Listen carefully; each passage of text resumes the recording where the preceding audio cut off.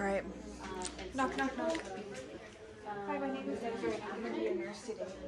Can you please tell me your name and your date of birth? Yeah, Deborah. Okay, and then can you please tell me why we're here today? Right, so in order for me to get started, with the physical assessment, your head to toe assessment, I'm going to start off with the general appearance. Patient presents today as slim and fit with her physique. She doesn't show any signs of discomfort or distress. Her facial features look symmetrical. She is sitting in an upright position, and her posture is erect. She is not leaning from more to one side or another. Now I'm going to go ahead and ask you some questions. Can you tell me what you have for breakfast this morning? And can you tell me which street you grew up on? Okay, and then can you tell me which day of the week it is? So the patient is alert and oriented times 4 to person, place, time, and situation.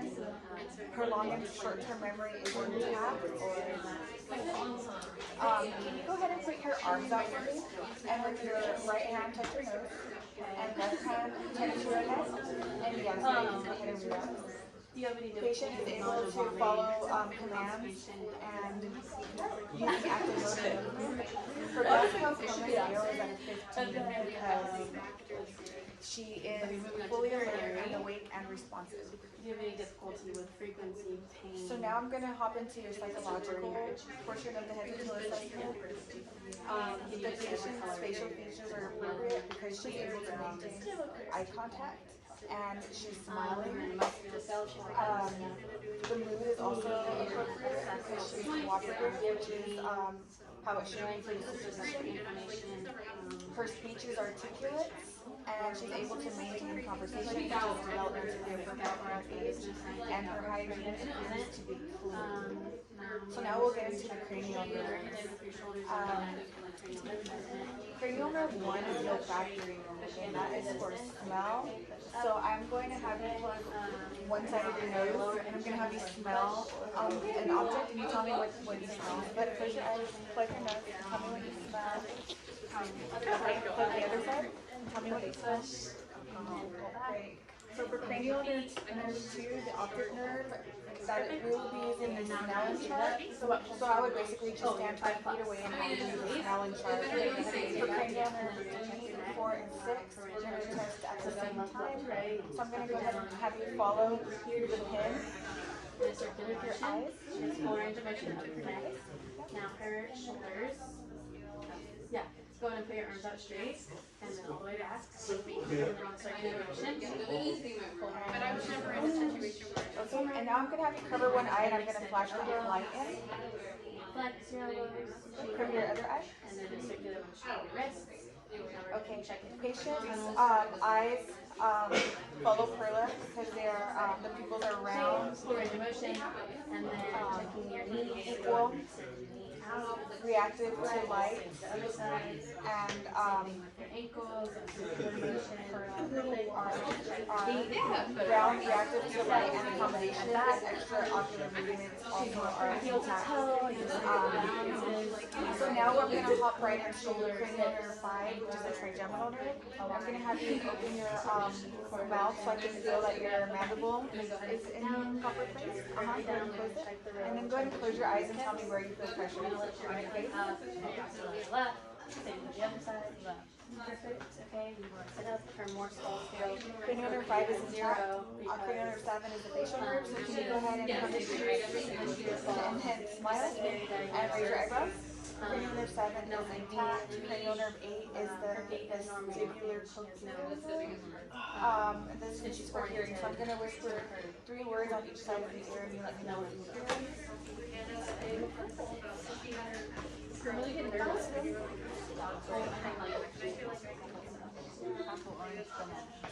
Okay, cranial nerve 8 is intact. Cranial nerve 9 and 10 can be tested together.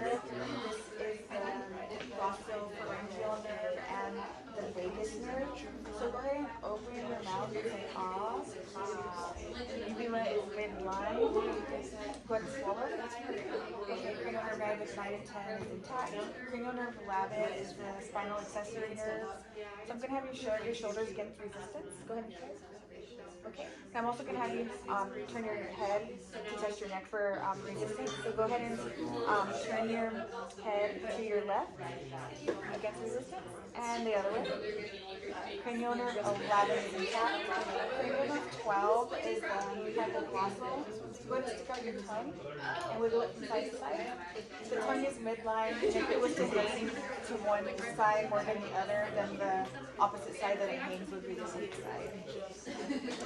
So, those are the cranial nerves. I'm going to get into your head, face, and mouth. I'm going to go ahead and palpate the head area. And I don't feel any abnormal lumps or lesions or masses. Do you feel any pain or tenderness? Okay. So the face is symmetrical, the head is symmetrical, and the hair is evenly distributed. It's long and thick and healthy, and I don't see any signs of infestations or like psoriasis and dandruff. And so I'm going to go ahead and check your mouth next. You can go ahead and smile. All the teeth appear to be there with no plaque, and the gums are pink and moist. I don't smell any foul odor, so everything is good with the head, face, and mouth. The next thing I'll check is the skin and the nails. So her skin tone is tan, which is appropriate for her ethnicity. It's a light tan, and I'm gonna go ahead and feel for her temperature. Temperature is warm and evenly distributed. Her skin texture is smooth, and I don't see any dryness, like flakiness to the skin. The next thing I'm going to check is the soles of the palms of the hands. I'm looking for thickness, which is appropriate for this area, and I would check that on the soles as well. And I'm going to check the ankles for edema. And then I'm also going to check, there's no signs of edema, so I'm also going to check the hand for turgor, and the skin is elastic, there's no signs of tenting, no signs of dehydration. And I'm going to check the nails for clubbing, and there's no signs of clubbing. I'm just going over the and the cap refill is less than 2 seconds.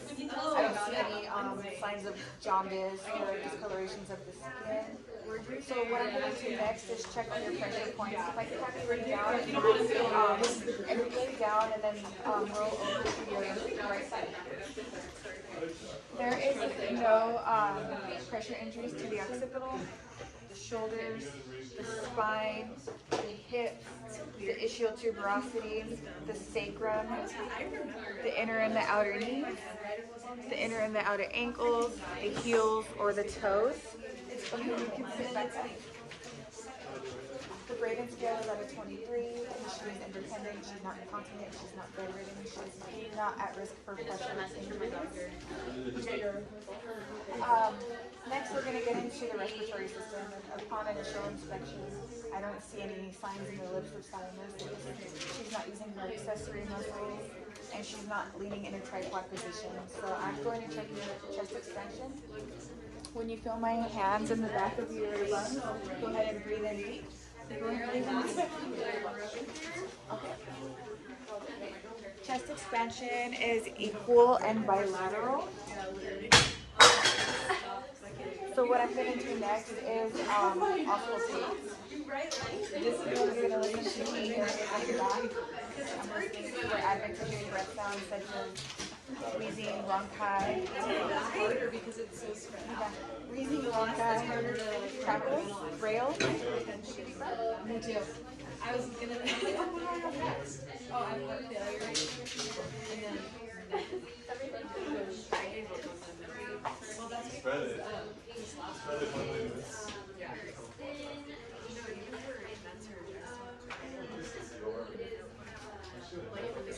It's clear to auscultation in the back. I'm going to listen to 4 areas in the front, 1 above the clavicle, one below the clavicle, the same thing on the other side.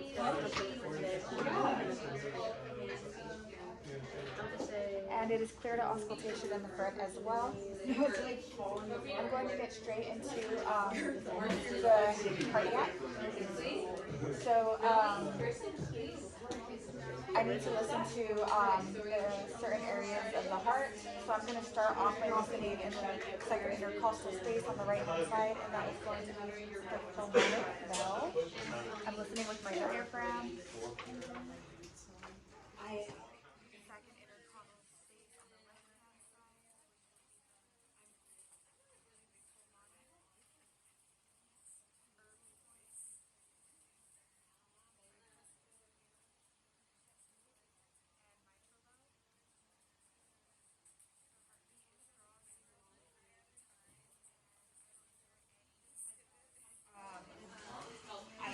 Whooshes or bruits or murmurs. So now I'm going to go in with the valve on the same areas. S1 and S2 sounds are pulmonic, herb point, tricuspid, and mitral. Okay, heartbeat is strong and rhythmic. So now I'm going to go in and check peripheral pulses. I'm going to start off with the carotid artery, and I'm going to do this unilaterally.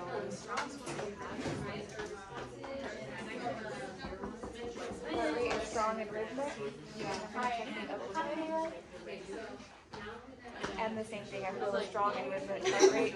I don't see any distended veins or anything like that.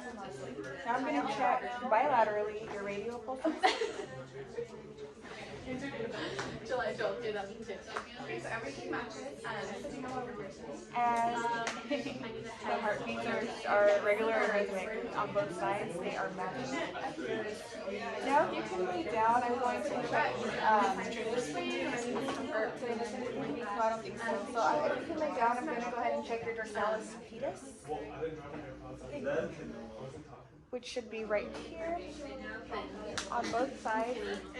Heartbeats are strong and rhythmic, and I gotta check the posterior tibial on both sides.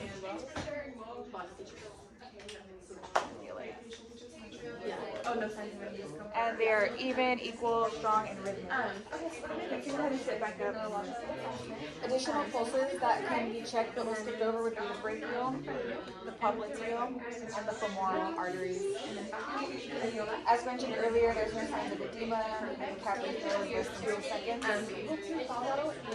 So now I'm going to get into your abdomen. If I can have you lay back down. Ask your questions about your memory.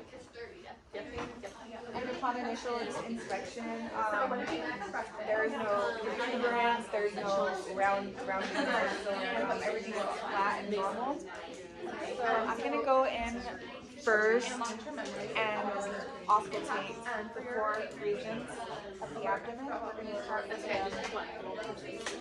the lower right region, and we're going to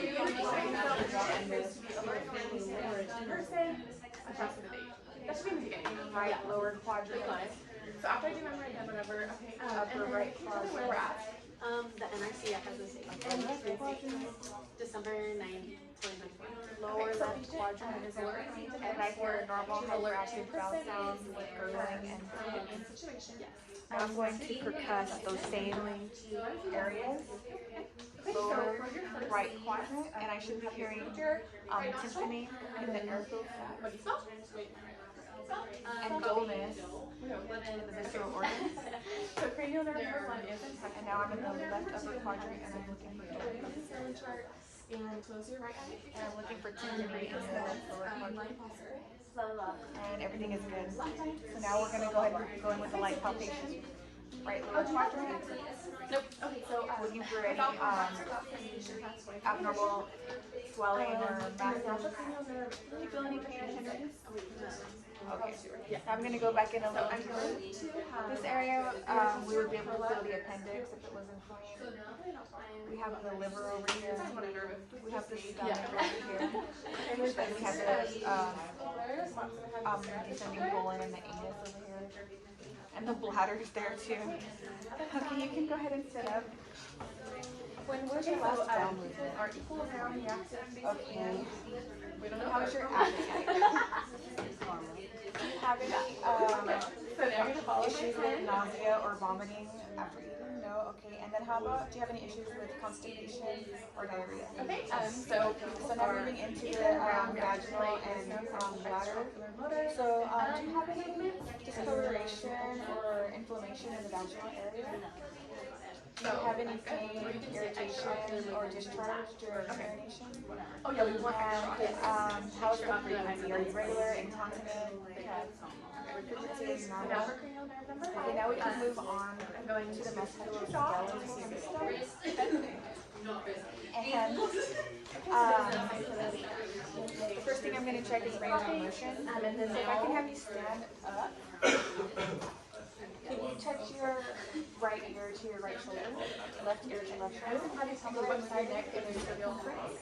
Okay, now we're going to check for your shoulders. If you can move your shoulders forward, bring your arms back behind you, and do a circumcision. Now let's test your elbows. Go ahead and lift your elbows, extend your elbows. And then as for your wrists, go ahead and put them downwards. Okay. So having you lay back down again. And I'm going to move your knees up and back down. Same thing for this leg, up, back down. Now I'm going to move it up and have you keep it there. And we're going to cross this leg over that leg and bend your knee. And the same for this side. Perfect.